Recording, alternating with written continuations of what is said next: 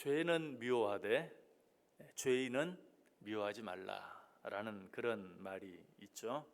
오늘 시인이 자기도 그렇게 하기로 다짐하고 있는 것을 보게 됩니다. 오늘 본문 어디에 그런 말씀이 있습니까? 3절 다시 한번 보세요. 나는 비천한 것을 내 눈앞에 두지 아니할 것이요 배교자들의 행위를 내가 미워하오리니. 배교자들의 행위를 미워하겠다. 시인은 배교자들을 미워하겠다. 여기서 배교자들은 어떤 자들이라고 그랬죠? 빗나간 자, 잘못된 길을 가는 자, 이런 자를 말한다고 그랬죠. 한마디로 죄를 지은 자예요. 내가 죄를 지은 자들을 미워하겠다 이렇게 말하지 아니하고 내가 죄를 지은 자들의 행위, 악한 행위, 죄를 미워하겠다라고 말하고 있는 것을 보게 돼요. 진정한 믿음의 사람들은 항상 그러했어요. 대표적인 한 사람을 든다면 다윗을 들 수 있죠. 다윗은 아들 압살롬이 반역을 일으켰을 때 아들 압살롬에게 죽임을 당치 않기 위해서 도망을 가죠. 도망을 갈 때 시므이라는 사람이 나타나서 다윗을 저주합니다. 사무엘하 16장 7절 8절에 보면 피를 흘린 자여 사악한 자여 가거라. 사울의 족속의 모든 피를 여호와께서 내게로 돌리셨도다. 그를 이어서 내가 왕이 되었으나 여호와께서 나라를 내 아들 압살롬의 손에 넘기셨도다. 보라, 너는 피를 흘린 자이므로 화를 자초하였느니라. 지금 시므이가 뭐라고 말하고 있어요? 다윗, 네가 사울과 그 아들을 죽이고 왕위를 찬탈했다. 그래서 하나님께서 네 아들 압살롬으로 하여금 네 왕위를 빼앗아 왕이 되게 만들었다. 너는 네 자신이 화를 자초한 것이다 라고 다윗을 저주해. 자, 시므이가 한 이 말 가운데 참말이 하나라도 있습니까? 아니, 모두 거짓말이. 처음부터 끝까지 다 거짓말이. 이 모습을 본 다윗의 군대 장관이었던 아비새가 뭐라고 말하죠? 이 죽은 개가 어찌 내 주 왕을 저주하리이까? 청하건대 내가 건너가서 그의 머리를 베게 하소서. 거짓말로 내 주 왕을 저주하는 저자를 당장 나로 하여금 목을 베게 해 주옵소서. 다윗의 군대 장관 아비새가 다윗에게 말해요. 자, 이때 다윗은 어떻게 반응합니까? 그 뒤에 스루의 아들들아, 내가 너희와 무슨 상관이 있느냐? 그가 저주하는 것은 여호와께서 그에게 다윗을 저주하라 하심이니 내가 어찌 그리하였느냐 할 자가 누구겠느냐? 하나님이 허락하셨으니 그렇게 하는 것 아니냐? 내버려 두어라. 하나님이 허락하신 일에 대해서 내가 뭐라고 말하겠느냐? 자기에 대해서 거짓말로 그렇게 심하게 저주하는 아비새에 대해서 다윗은 그렇게 말했어요. 자, 이때는 다윗이 지금 도망가는 처지. 누구에게? 아들에게 도망가는 처지. 그런 때이니까 뭐 그렇게 말할 수도 있었을지 몰라요. 그런데 후에 아들 압살롬이 역시 다윗의 또 다른 군대 장관이었던 요압에게 죽임을 당하고 쉽게 말하면 쿠데타에 실패하죠. 그래서 이제 다윗이 다시 왕이 되기 위해서 예루살렘으로 돌아옵니다. 예루살렘으로 돌아올 때 또 시므이가 튀어나와요. 그래서 이번에는 뭐라고 말하는가? 사무엘하 19장 19절과 20절에 보면 왕께 아뢰되 내 주여 원하건대 내게 죄를 돌리지 마옵소서.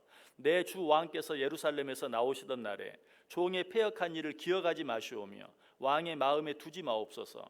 왕의 종 내가 범죄한 줄 아옵기에 오늘 요셉의 온 족속 중 내가 먼저 내려와서 내 주 왕을 영접하나이다.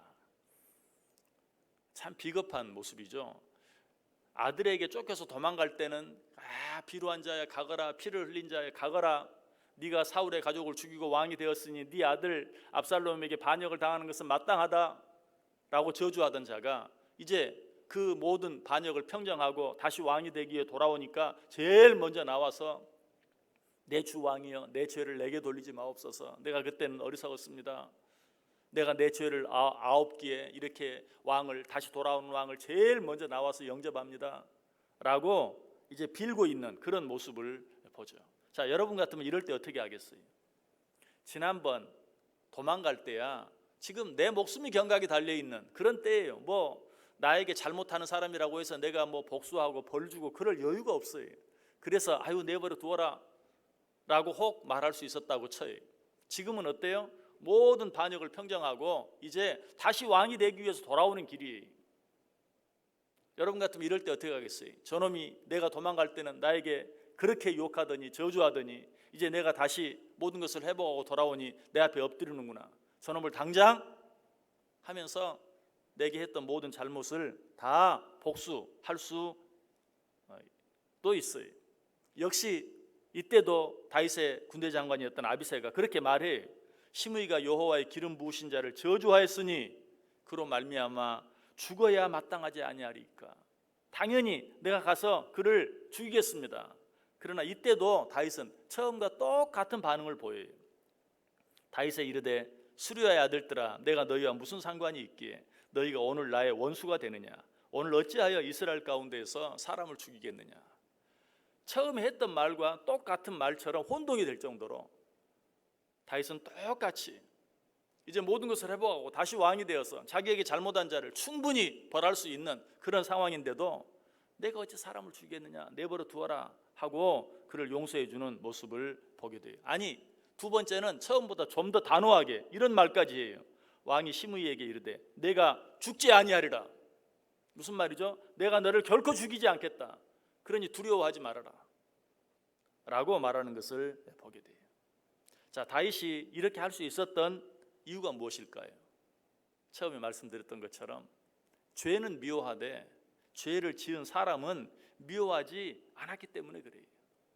이것이 진정한 믿음의 태도예요. 자, 그런데 우리도 그 사실은 알아요. 아니, 하나님을 믿지 않는 사람도 그 사실은 알아요. 그러니까 말하죠. 죄는 미워하되 죄를 지은 사람은 미워하지 말라. 이 말이 뭐 꼭 신앙인에게 입에서 나온 말은 아니죠. 그런데 문제는 뭐예요? 그렇게 하는 것이 쉽지 않다는 것이죠.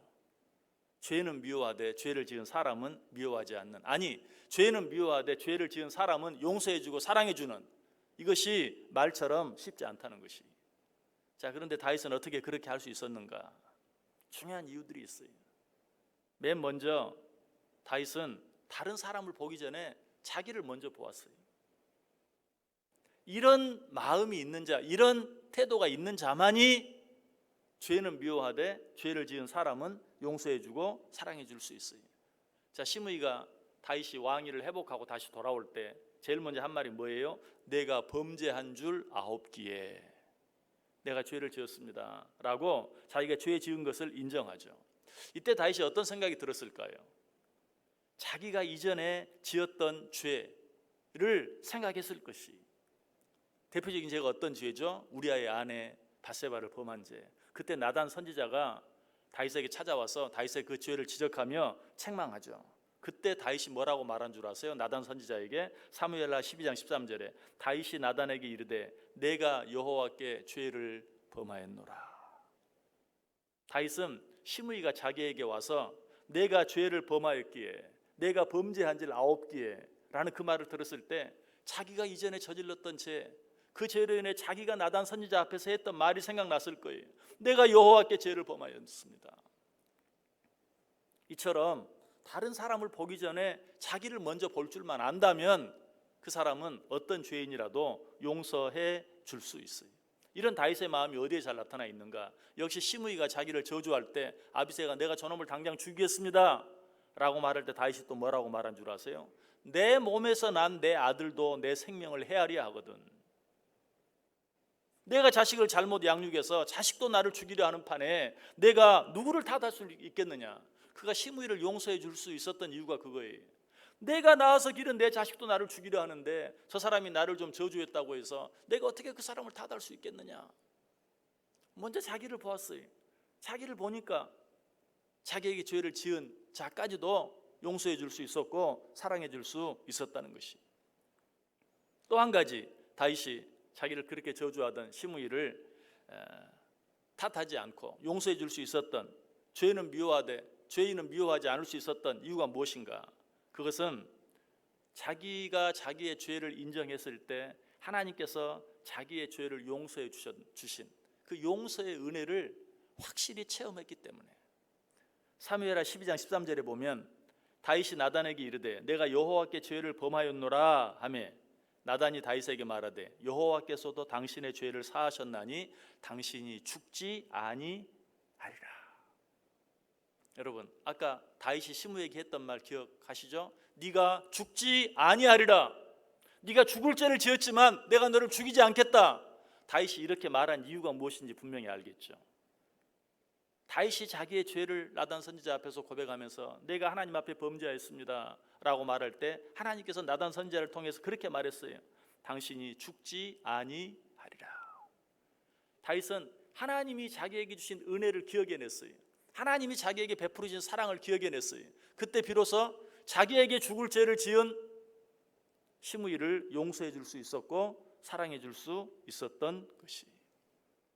어떻게 하면 우리가 죄는 미워하되 죄인은 미워하지 않는, 아니 그런 자를 용서해 주고 사랑해 줄 수 있을까요? 하나님이 나에게 베풀으신 은혜와 사랑을 기억해낼 때 비로소 나도 다른 사람을 용서해 줄 수 있어요. 사랑해 줄 수 있어요. 설령 그 사람이 나에게 큰 죄를 지었다 할지라도 그 죄는 미워하되 그 죄를 지은 사람은 미워하지 않고 한 걸음 더 나아가 용서해 줄 수 있고 이해해 줄 수 있고 사랑해 줄 수 있다는 것이.